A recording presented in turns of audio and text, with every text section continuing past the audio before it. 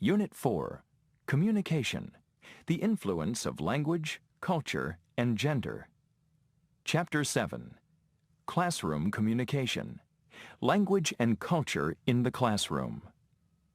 Today's lecture deals with the topic of language, culture, and communication in classrooms in the United States. Samavara and Porter, in their book Intercultural Communication, define communication as a form of human behavior that results from a need to interact with other human beings. As a result of this need, we send verbal and nonverbal messages to communicate with both friends and strangers. Communications can take the form of talk, or it can take the form of gestures, or nonverbal signals of one kind or another. The talk or signals send messages that communicate a person's thoughts, feelings, and intentions to others. Many scholars study the topic of communication in general, and speech communication specifically, in order to learn how individuals send and interpret messages. A number of these scholars conduct research on the topic of intercultural communication. That is, they study communication between people from different cultures. One area of research in intercultural communication is the study of the influence of the setting or environment on the success and or failure of communication. In this lecture, I will be talking about one specific aspect of intercultural communication. That is, intercultural communication that takes place in the classroom. This information is taken from a book chapter written by Janice Anderson and Robert Powell titled Intercultural Communication and the Classroom. It appeared in Samavara and Porter's edited book, Intercultural Communication. When you are asked to picture a classroom in your mind's eye, what do you see? You probably see a classroom that is familiar to you and that would be familiar to students from your culture. However, not everyone will see the same picture in their minds. Although many people have similar images of what a classroom looks like in their mind's eye, their culture greatly influences the way they view the teacher-student relationship, and culture also influences how a person understands the ways in which information is taught and learned in the classroom. Culture also plays an important role in determining how teachers and students communicate in the classroom. In this lecture, I'll give you a few examples of some of the ways that culture affects this communication. The classroom, as we know it, by the way, is a relatively recent innovation, according to Janice Anderson and Robert Powell. Great teachers like Socrates, Plato, Aristotle, and Confucius taught without the benefit of a board, chalk, desks, the standard comforts or discomforts of a classroom building. But let me return to the main topic of this lecture: the influence of culture on behavior and communication between teacher and students in the classroom. If you have come from another culture to study in the United States, you may already have noticed that teachers and students in American universities interact and communicate in the classroom in ways that differ from how teachers and students communicate in your home culture. It's culture that influences and establishes these interactions and communication patterns. Of course, culture is a term that is used in many different ways. Basically, culture provides us with a system of knowledge that allows us to communicate with others and teaches us how to interpret their verbal and nonverbal behavior. Culture influences and establishes how people interact with one another, or do not interact with one another. In particular, culture influences the rituals that take place in the classroom setting, and it influences the way that students participate in the classroom discourse. It also influences the esteem in which teachers are held. Just what exactly are rituals? Well, I'll give you a dictionary definition to begin with. Rituals are systematic procedures used to perform a certain act or to communicate a certain message. Well, there are many rituals associated with teaching and learning, and education in general. Rituals are systematic procedures used to perform a certain act or to communicate a certain message. In some countries, when a teacher enters the classroom, the students ritually stand up. In the United States, a ritual occurs when a student raises her hand to signal the teacher that she knows the answer to a question. This is not a universal classroom ritual to signal intent to answer a question, however. Jamaican students snap or flap their fingers to signal that they want to answer a question that has been posed. In some college and graduate level seminars in American universities, students do not make any physical signs when they want to speak. They state their ideas whenever they feel the urge or when it's appropriate. This sort of classroom behavior is especially confusing to students from cultures in which there are no rituals for attracting the teacher's attention because the student is not expected to participate in the class at all. This brings us to the issue of classroom participation.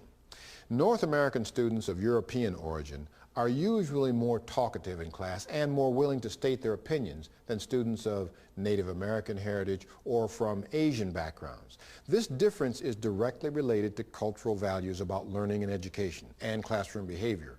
Euro-American students' cultures teach them that learning is shaped and helped by their talk and active engagement in exploring or discussing issues.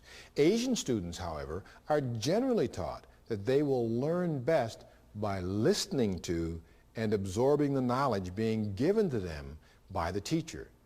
In their article, Anderson and Powell point out that some cultures do not have a way for students to signal a desire to talk to a teacher. In these cultures, students speak out only after the teacher has spoken to them.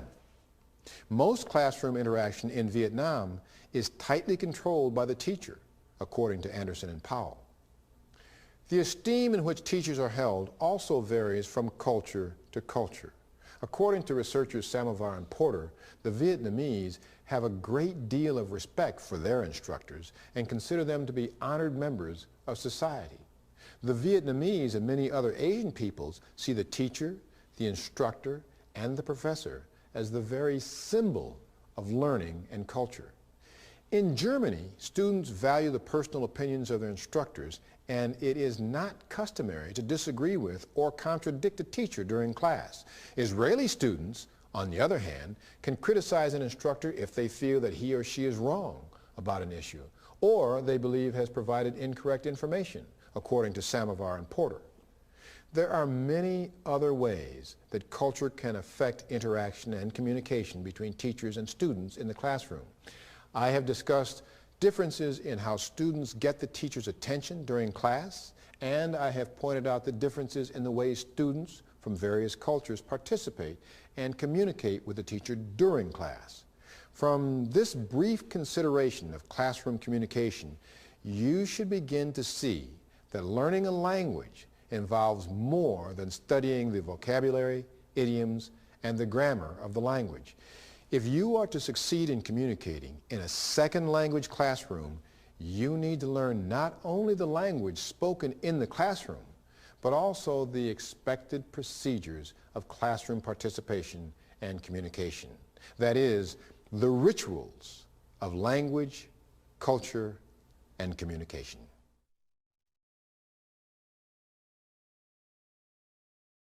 Unit 4, Communication, the Influence of Language, Culture, and Gender. Chapter 8, Gender and Communication, Male-Female Conversation as Cross-Cultural Communication.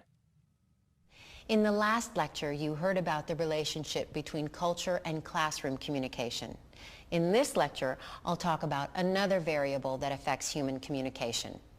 That variable is gender. Gender is the social identity that men and women learn as they grow up in a culture. For example, boys learn to be masculine and girls learn to be feminine as they grow to be men and women. Researchers have shown that men and women, and boys and girls for that matter, communicate in quite different ways and in different amounts depending on the situation the speakers find themselves in, and the reason or reasons they're communicating with other people. Many cultures actually encourage men and women to talk differently and in different amounts, and these patterns for communicating are learned when men and women are young boys and girls. Children learn how to talk to other children or adults and how to have conversations, not only from their parents, but also from their peers, other boys and girls their age. In her best-selling book, You just don't understand. Deborah Tannen points out that although American boys and girls often play together, they spend most of their time playing in same-sex groups. She also points out that boys and girls do play some games together, but their favorite games are very often quite different. Tannen and other researchers on this topic have found that young boys, say ages 8 through 12, tend to play outside the home rather than in, and they play in large groups that are hierarchically structured. The group of boys generally has a leader who tells the other boys what to do and how to do it. It is by giving orders and making the other boys play by the rules that boys achieve higher and more dominant status in the play group. Boys also achieve status by taking center stage. They take center stage by talking a lot. They give orders and commands. They tell a lot of stories and jokes. They command attention by dominating conversations and by interrupting other boys who are speaking. The researchers also found that boys' games often have clear winners and losers and elaborate systems of rules. Researchers found that girls play different kinds of games and abide by different rules when playing their game. In addition, girls and groups use different patterns of communication and different styles of communication when playing together. Tannen and her colleagues have found that young girls often play in small groups or in pairs. They play less often in large groups or teams outside the home. Girls' play is not so hierarchically ordered as boys' play is. In their most frequent games, like hopscotch and jump rope, every girl gets a chance to play. In many of their play activities, such as playing house, there are no winners or losers. Researchers have also found that girls usually don't give many direct orders or commands to their playmates. They express their preferences as suggestions, according to Tannen. Girls often say to their playmates, "Let's do this or that." Boys, on the other hand, are more direct in ordering their playmates to do this or that. Tannen is quick to point out that North American boys, as well as girls, want to get their way and want other children to do what they want them to do. However, boys and girls try to get their playmates to do what they want them to do in different ways.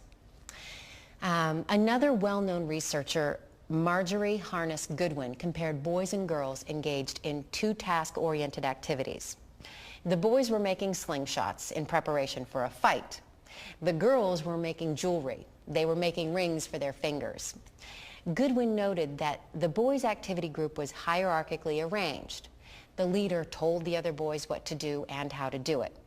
The girls making the rings were more egalitarian.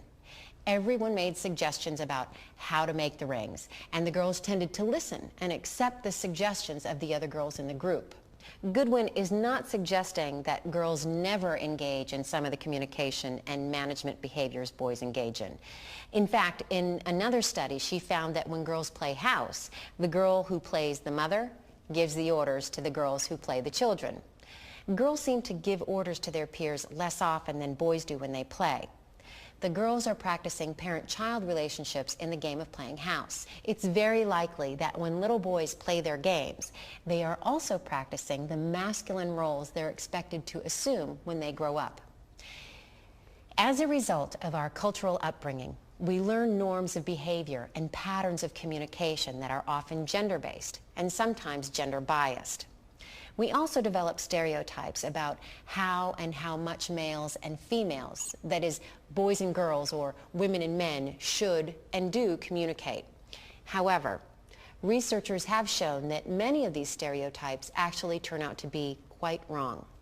A common stereotype that many people hold is the idea that women talk a lot, perhaps too much, and that they're always interrupting or trying to get center stage when someone else is talking. There is, in fact, a proverb that reinforces this idea. It states that foxes are all tail and women are all tongue. Actually, recent research on the influence of gender on communication has shown the exact opposite to be true in many instances. Researchers have found that men usually produce more talk than women and are more likely to interrupt another speaker than women will, particularly in public settings such as business meetings. So, although women are believed to talk more than men, study after study has shown that it is men who talk more at meetings, in mixed group discussions, and in classrooms where girls or young women sit next to boys or young men. And this finding holds even for communicative interactions between very educated and successful professional men and women, such as professors, for example. Deborah Tannen, in her book, You Just Don't Understand, cites a study conducted by Barbara and Jean Eakins, who tape recorded and studied 7 university faculty meetings. They found that, with one exception, men professors spoke more often and without exception for a longer period of time than women professors did. The men took center stage and talked from 10.66 seconds to 17.07 seconds, while the women talked from 3 to 10 seconds on the average. Tannen points out that the women's longest turns were still shorter than the men's shortest turns. Angela Simeone reports another example of this phenomenon in her book, Academic Women. She found that women professors talk at departmental meetings less often than their male colleagues do. When asked how often they spoke at departmental meetings, 46% of the American men professors reported that they spoke often at these meetings, but only 15% of the women professors reported that they spoke often at departmental meetings. Perhaps it is our social concept of what is feminine and what is masculine that reinforces the stereotype that women talk more than men, and even causes these different patterns of communication.